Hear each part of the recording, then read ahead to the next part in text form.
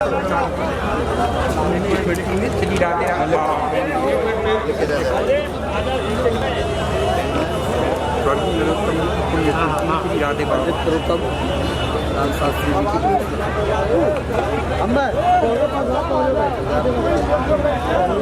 लेते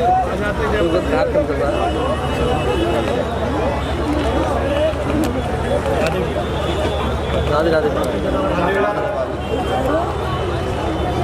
मैं सर्वप्रथम तो क्षमा चाहता हूँ विलंब से आने की, लेकिन अभी 1-1.5 घंटे से तो खड़ा हुआ हूँ, जाम था।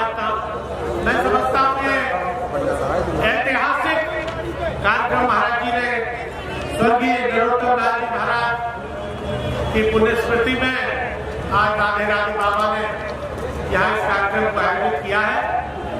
अलौकिक, अद्वितीय और अद्भुत तीनों नाम इसमें लागू होते हैं।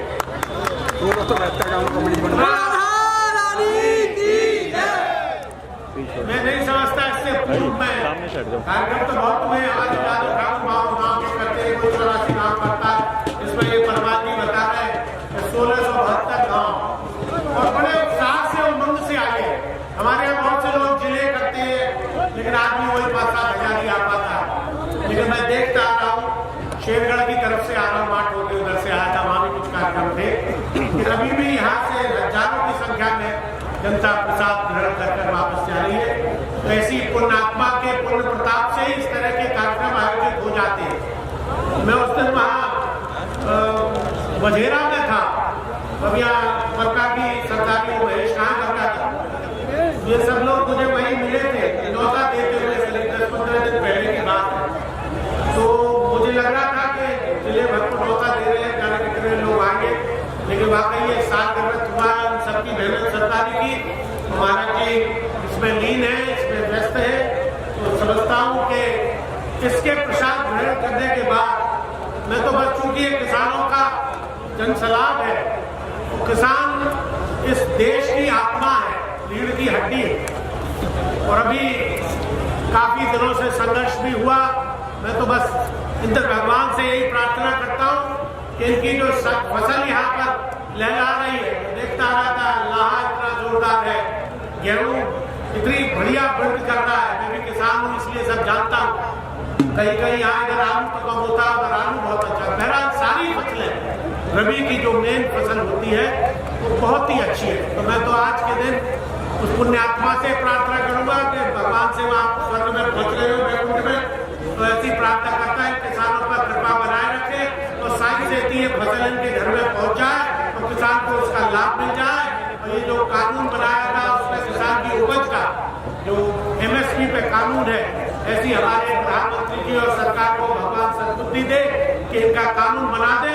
इन्हें 2-2 हजार रुपए की भीख नहीं चाहिए, इनको इनकी उपज का मूल्य दिलवा लो तो हम तो उसी में बैतरणी पार हो जाएंगे भैया। यही हमारी तरफ। और दूसरा, यहाँ पर चूंकि काफी दिनों से, कई वर्षों से आंदोलन चल रहा है शुगर मिल को लेकर, कल शायद उसके लिए कोई भागीरथ प्रयास जैसा ये आंदोलन है, ऐसा ही वहाँ भी आंदोलन खाता में है। मैं भी उसके लिए समय समय पर संघर्ष करता रहता हूँ। हमारे शंकर सिंह जी कहाँ गए, बाकी गद्दीगढ़ी के बेचारे कई बार मिल भी आए, तो उसमें भी सहयोग करना है आपको, क्योंकि बिना जनता के बिना रोए बच्चे को माँ भी दूध नहीं पिलाती है। तो हम लोग तो कई वर्षों से रो रहे हैं, लेकिन उसमें अभी कोई हम लोग को सफलता नहीं मिली। आपको सभी अनुरोध है, और अगर यहाँ सरकार के प्रतिनिधि हो तो उनसे भी अनुरोध है कि उसको भी ऐसा आशीर्वाद दें कि उम्मीद चालू हो जाए।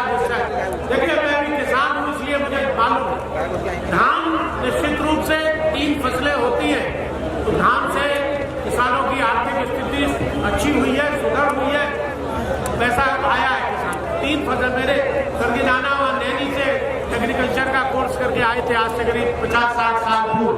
वो कहा करते थे जब तक किसान 3 फसल नहीं लेगा तब तक उसकी आर्थिक स्थिति सुधर नहीं सकती। लेकिन धान से जमीन की उर्वरक शक्ति कम होती, फर्टिलिटी कम होती, जब उसमें हम लोग दवाएं डालते हैं, उसमें जो कीटनाशक दवाइयाँ ऐसी डाली जाती है जिससे कि शहरी सांप तक खाते जो बढ़ गया है, उसमें फिर क्या बचता। तो इसलिए गन्ने की फसल होना इसलिए उपयोगी है कि उससे जमीन की उर्वरक शक्ति बढ़ती है, और 3 साल एक बार फसल हो, 3 स्कीम तो चलती है 5 साल में, तो 7 चलाओ, कोई बात नहीं है, लेकिन 3 साल का तो लाभ है। और फिर आम के आम और गुठली के दाम, उसके साथ साथ आपको चारा हरा मिलता है अपने मवेशियों के लिए। हमारी गौशाला